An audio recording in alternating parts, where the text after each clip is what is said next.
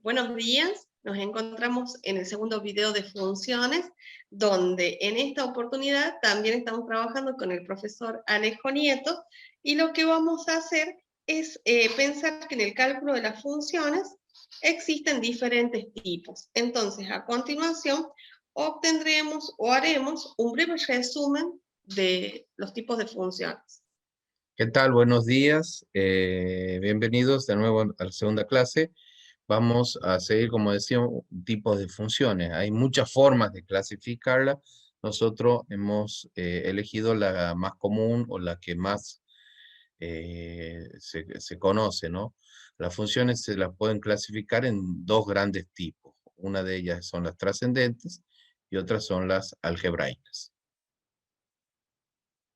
Dentro de las funciones algebraicas tenemos las polinómicas, que seguramente las conocen muchísimos porque las vienen trabajando desde el colegio secundario, cuando comenzamos a ahondar en funciones que tenemos la función que es la lineal, la función de segundo grado, de tercer grado, de cuarto grado, y concluimos en que me están hablando de funciones polinómicas. Después tenemos las funciones racionales, que como lo dice el término, está hablando de la ración, está hablando de las fraccionarias. Después tenemos las funciones radicales, a trozos, las trascendentales, las exponenciales, las logarítmicas y las trigonométricas. Esto es una generalidad que ahora en el desarrollo de este video nosotros vamos a ir haciendo profundidad sobre cada una de ellas. Bien. En las funciones algebraicas, ¿sí? Hay dos formas de escribirlas, ¿no? De forma implícita o de forma explícita. La forma explícita es cuando directamente se trata de identificar cuál es la variable dependiente y dejando la propiedad o el otro valor donde está la variable independiente está definida. Vemos el caso de una función lineal donde tenemos 5x menos 2, donde la variable independiente, en este caso es x, está definiendo el valor de f de x o el valor de y, que es la variable independiente. De esa forma, nosotros podemos presentarla de forma explícita. La forma implícita es cuando no se da esta condición. No es tan especificada cuál es directamente la variable dependiente o independiente. Bien, sigamos. Bueno, cuando hablamos de funciones polinómicas, tenemos que pensar que son las funciones que vienen definidas por la forma de un polinomio, que es conocido desde la formación del colegio anterior. Entonces, decimos que la forma será f de x es igual a sub 0, que es el término independiente, más a sub 1 por x elevado a la 1, más a sub 2 por x elevado al cuadrado, más a sub 3 por x elevado al cubo. Podríamos continuar hasta el último elemento, que es a sub n por x elevado a la n. Entonces decimos que su dominio es decir que cualquier número real tiene imagen. ¿Por qué decimos esto? Porque estamos trabajando dentro de las funciones escalares donde su dominio corresponde al campo de los números reales. Debemos tener en cuenta, perdón Mariana, debemos tener en cuenta que los valores de x son la variable independiente y que los valores de a sub 0, a sub 1, a sub 2 y a sub n, ¿no? Así, son constantes que van acompañando a la variable y que también la van definiendo, modificando de alguna forma, ¿no? No solo su exponente, sino también la constante que lleva cada valor que va tomando la variable. Eso quería aclarar. Bueno, dentro de las funciones polinómicas nosotros tenemos la función constante, la función de primer grado. Dentro de las funciones de primer grado analizamos la función afín, la lineal, la identidad. Después nos vamos a la de segundo grado, que son las cuadráticas, de tercer grado las cúbicas, y podemos continuar hasta la n, porque estamos hablando de funciones polinómicas. Entonces, el dominio de todas las funciones polinómicas son los números reales. Y su imagen, eso hay que ver, depende del desplazamiento de la función, que lo vamos a ver más adelante. Entonces, cuando hablo de función constante, estoy diciendo que y es igual a k. Entonces, su gráfica se reduce a una recta horizontal. En este caso, digo que y es igual a 3, y fíjense que las funciones se grafican dentro de un plano de coordenadas cartesianas ortogonales que tienen dos ejes, el eje de las abscisas y el eje de las ordenadas. El eje de las abscisas es el eje de la X. Y el eje de las ordenadas es el eje de la Y. El eje de las abscisas es el eje horizontal. Y el eje de la Y es el eje vertical. Fíjense que cuando digo Y es igual a 3, la función se está desplazando en una recta horizontal paralela al eje de las abscisas. Bien. A ver, sigamos con la otra.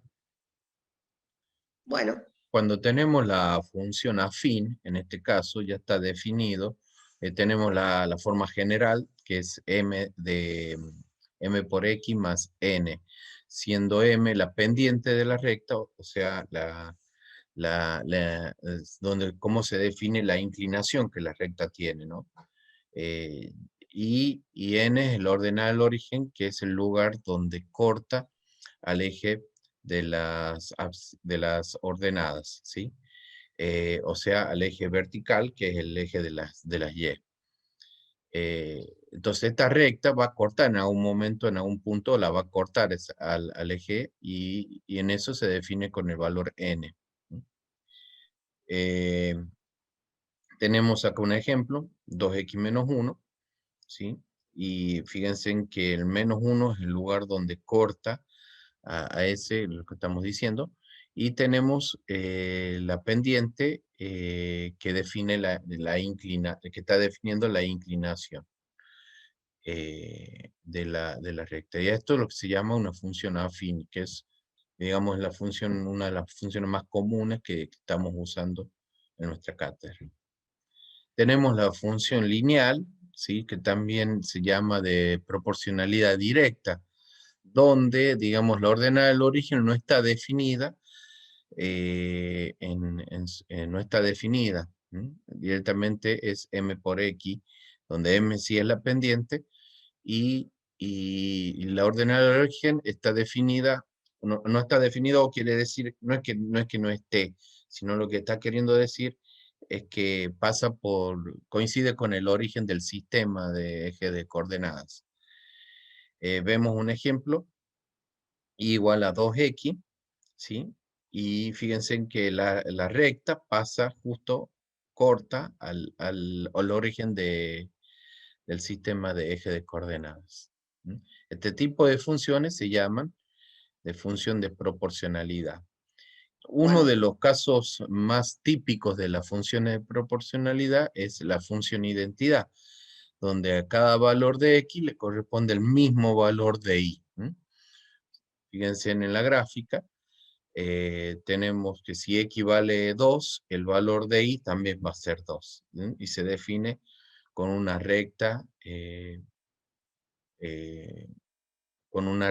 pasa por el origen y que su inclinación, digamos, si la queremos medir en grados, sería 45, ¿no? Pero bueno, no sé, si lo quisiera medir a grados, sería de 45 grados, pero eso depende de las escalas que estén en los ejes. Sigamos. Después tenemos las funciones de segundo grado, que también han sido muy estudiadas en la secundaria, ¿sí? Que le llamamos funciones cuadráticas. En este caso, vemos que la variable está afectada por una potencia de segundo grado, y que esa sería, digamos, la condición. Cuando la variable independiente está afectada por una potencia de segundo grado, ya la función pasa a ser una función cuadrática. Tiene esta forma general, AX al cuadrado más BX más C, donde C es la ordenada del origen, se sigue manteniendo el mismo concepto, que es el lugar donde la curva corta al eje de las Y. Bx sería el término lineal, que se conoce así, y ax al cuadrado se conoce como el término principal, que es donde está definida la potencia de segundo grado. Y su forma, la forma de curva que tiene, ¿sí? que es como un par de ramas, ¿sí? Simétricas, esa forma se llama parábola. ¿Sí? Y la más conocida de las funciones, o la más simple de las funciones cuadráticas, es f de x igual a x cuadrado, ¿no? Y ahí tenemos la gráfica en la plaquita. Bueno, también vale aclarar que la inclinación de la parábola depende del signo al que acompaña el coeficiente principal. O sea que si A es positivo, las ramas de la parábola siempre irán hacia arriba. Y si A es negativo, las ramas de las parábolas se van a desplazar hacia abajo. Vamos a la otra. Bueno, Acá tenemos los pasos para representar gráficamente la función cuadrática. Sí. Da un ejercicio, un ejemplo. Entonces, del contexto práctico, para representar gráficamente a una función cuadrática, tenemos que tener en cuenta cuáles son los elementos importantes. En realidad, para graficar todas las funciones, pero esta tiene una particularidad, que el gráfico que voy a encontrar siempre que tengo una función de segundo grado es una parábola, es una curva que tiene esta forma. Esta curva está definida por los elementos, que son los ceros o raíces, que son 2, porque al ser una función de segundo grado, siempre va a tener 2 ceros o raíces. Los ceros o raíces son los puntos que cortan al eje de las X o los puntos que cortan al eje de las abscisas. Después tengo otro elemento importante, que es la ordenada del origen, el punto que corta al eje de la ordenada. Como elemento importante también después tengo el vértice, que es el punto máximo o el punto mínimo que tiene una función de segundo grado. En este caso va a tener un punto mínimo. Nosotros bueno, entonces sabemos... si me voy a dale. No, lo que quería decir era que sabemos que los puntos se definen con dos valores, un valor de X y un valor de Y. Entonces ahí se define la posición donde está un punto.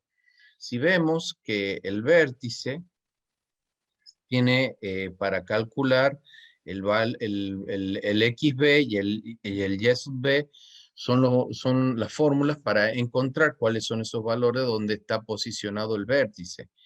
Lo mismo sucede con las raíces y la ordenada del origen. Y así se lo va definiendo en la plaquita. Fíjense acá en la placa, dicen, el vértice, eso está definido por un punto. El punto tiene coordenadas de X y de un valor que toma en X y un valor que toma en Y. Entonces, ¿cómo hago para encontrar ese punto? Es lo que vamos a ver ahora. Entonces, el X del vértice lo voy a encontrar usando la fórmula que es menos b sobre 2 por a. Y el valor de y para el vértice, voy a decir que es el resultado que arroja el x del vértice reemplazado en la función, y con esto voy a construir el punto de coordenada. Entonces, fíjense, ¿cuánto vale a? En este caso, la función a vale 1, que es el valor que acompaña el coeficiente principal. No importa que no se lo ve, pero está acompañando, diríamos en una lectura, 1 por x al cuadrado. B vale menos 4 y C vale 3. Entonces, para poder encontrar el x del vértice, lo que hago es reemplazar a b en la fórmula. Entonces fíjense que la fórmula dice menos b, pero b vale menos 4, entonces quedaría menos 4 sobre 2 por a, pero a vale 1, entonces quedaría sobre 2 por 1. Haciendo ese cálculo, menos 4, ¿qué me queda? 4 dividido en 2.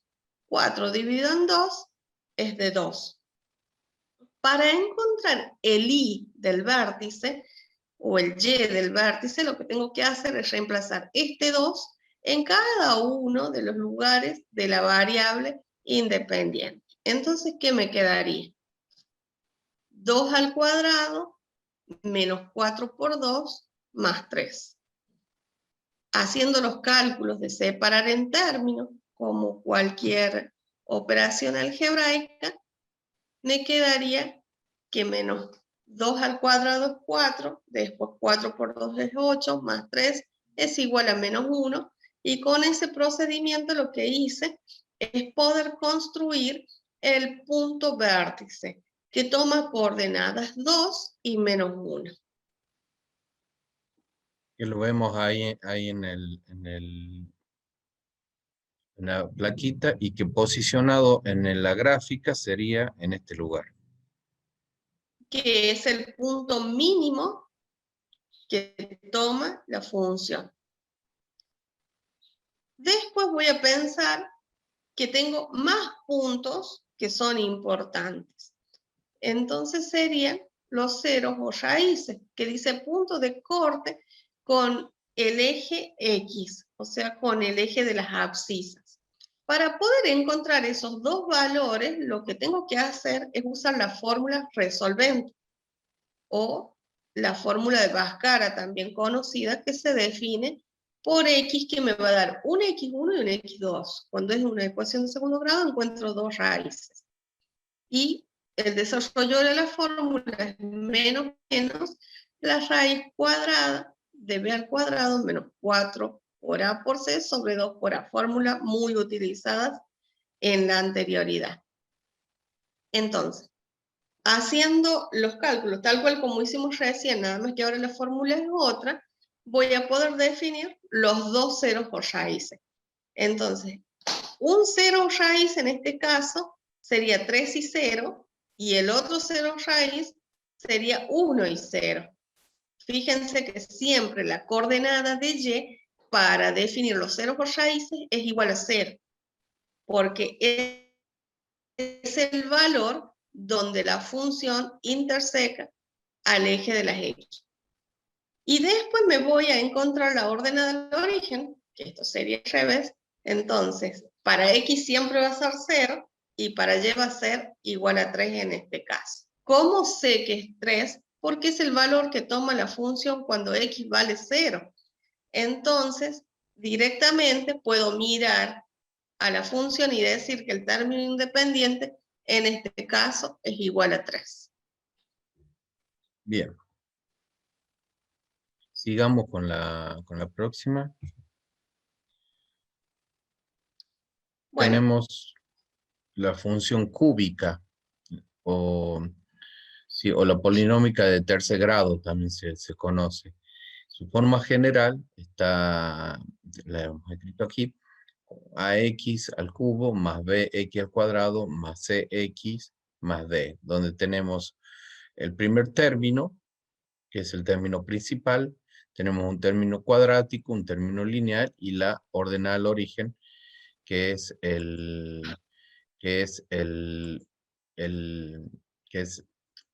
término independiente. Vemos un ejemplo.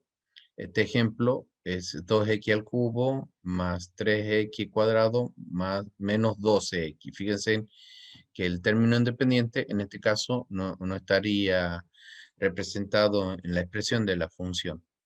Eso quiere decir que va a pasar por la ordenada, porque la función va a cortar por la ordenada del origen, como vemos en la gráfica. Para su gráfica, simplemente podemos recurrir a un graficador como GeoGebra o Photomath o otras aplicaciones, pero en el cálculo se puede realizar una tabla de valores donde se van colocando distintos valores a X, se los reemplaza en la expresión y se obtienen los valores de Y. Y así queda establecida esta tablita de valores que después eso se traducen en el gráfico y lo podemos ir interpolando la gráfica. Lo La interesante intención es que vean el gráfico, o sea, que cómo es la vean la gráfica. fórmula e identifiquen qué gráfico les representa. Después la construcción de cada una también la vamos a trabajar en profundidad en próximos videos. Esto es como la introducción, diríamos, ¿no? Sí. Fíjense en que la gráfica tiene, es como una curva y una contracurva, ¿no? Tiene esa forma. Y en la generalidad, las funciones cúbicas tienden a esa forma siempre.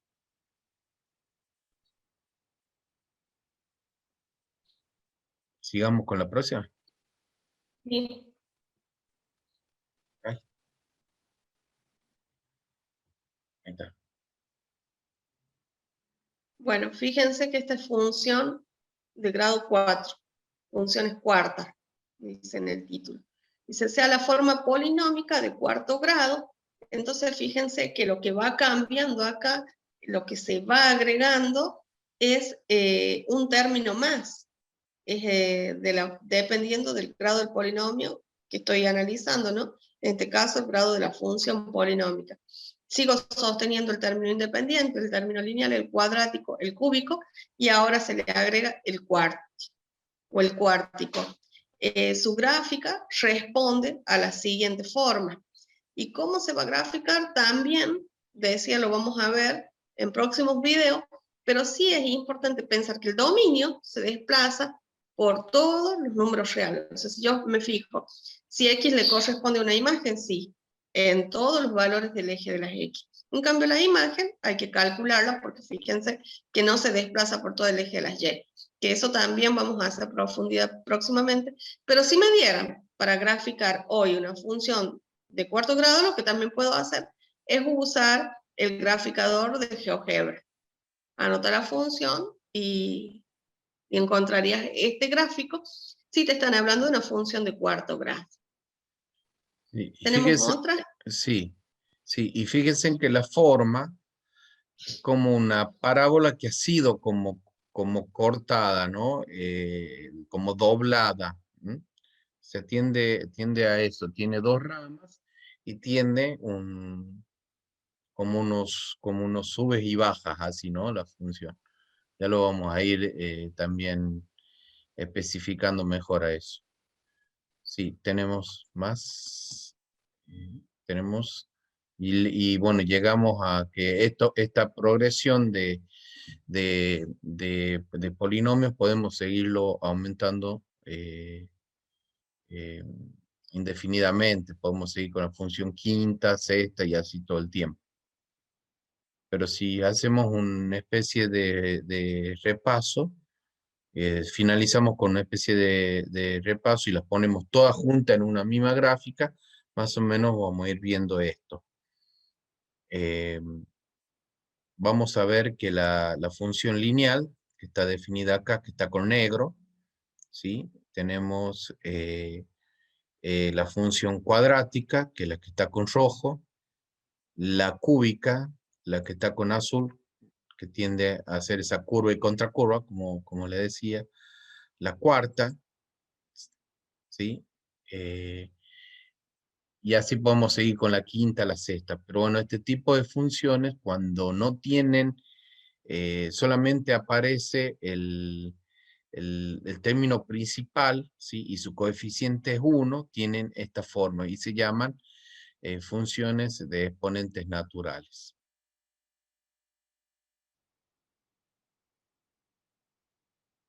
Bien. No sé, ¿querés decir algo? Y No, finalizamos. nada más. Con esto Finalizamos el video. finalizamos este video. Y bueno, nos estamos viendo en las próximas explicaciones. Hasta luego.